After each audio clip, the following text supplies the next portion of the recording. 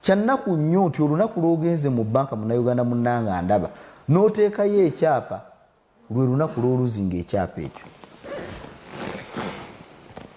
Waaki ebyapa ebigenda mu akayivu bya banka ku byapa 10 ebyapa 99 tebivaayo? Olunaku lw'ogenda mu banka n'ekyapa kyo n'okisaayo 99% gy'emikisa gye gy'okuluzinga ekyapa ky'olina. Okusinziira ku banking structures and systems eziri mu Uganda olunaku olwaleero.